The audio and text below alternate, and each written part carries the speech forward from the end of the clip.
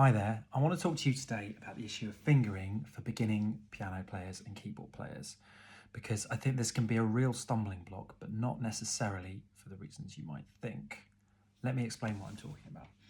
As an experienced piano player or piano teacher, when you're looking at a new piece, maybe a new song or whatever, the first thing you ask yourself when you're going to go to play it is, what are the notes? And fingering comes second after that. You look at the notes, you look at what shape you need, and subconsciously you choose the right fingers for that shape. And that's how we do it. And for our beginners,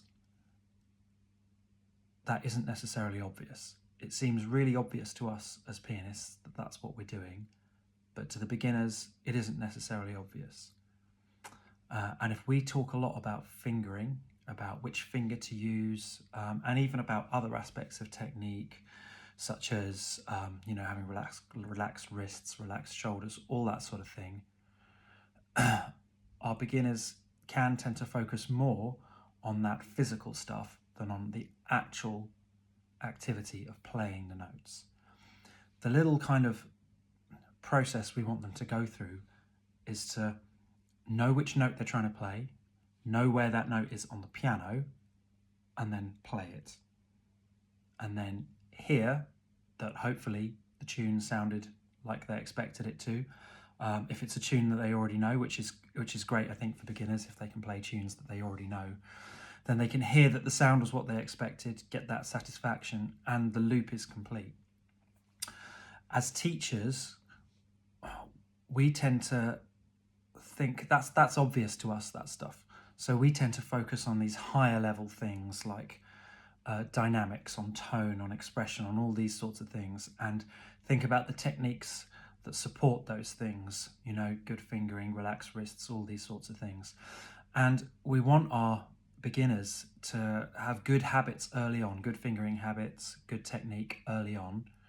And so we try and emphasize these things to our young beginners, but we need to be careful, because we can find that they start to over focus on fingering and place this above playing the notes that they're aiming to play. I saw an example of this recently with an adult beginner that I'm working with. She kept playing a particular note wrong, and she said, well, I'm trying to use my thumb for that note, and what was happening was she was thinking more about which finger she was going to use than which note she was going to play. And so she ended up playing the note that was nearest her thumb rather than playing the right note, but using her thumb.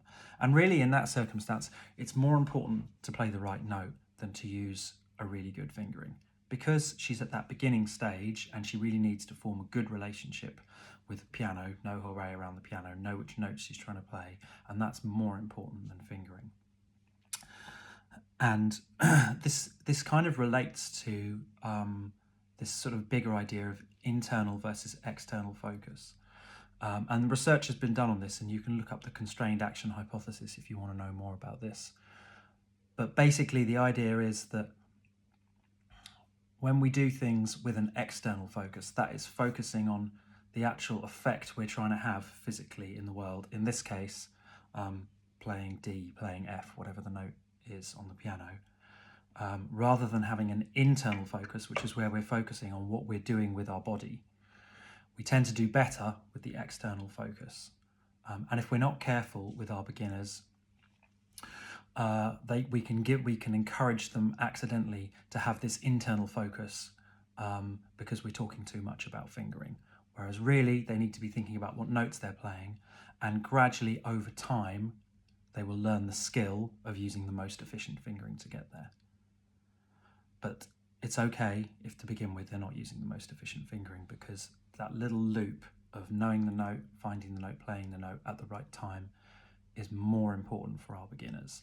Fingering is a skill that's learned over a long period of time. It's a skill that you develop. It's not just learning a specific sequence of finger movements for each song.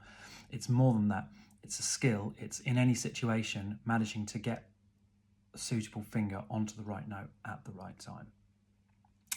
I see this in kind of different ways with my students, for beginners and adults. Often adult beginners tend to focus a lot on fingering from the outset. They're worried about playing things with the wrong fingers and learning the wrong fingering. I think maybe they're worried about having to unlearn what they've learned. And maybe that fingering can occupy sort of too much space in their mind while they're learning. And what we sometimes see with children beginners is that particularly when they're using tutor books with a lot of finger numbers written in, they find that they can much more easily work out what notes to play by looking at the finger numbers than by actually reading the music. The subject of tutor books is something to talk about another time, but what we can find with these children is that they get this back to front mindset quite early on, which is that their first question is, when they're looking at a piece, is where do I put my hands? Then I can look at the finger numbers to work out what notes to play. And of course, this is completely upside down. The first question needs to be, what are the notes? And then from there, I can decide which fingers to use. Okay. I think that's all from me from the moment, and I hope you found this useful.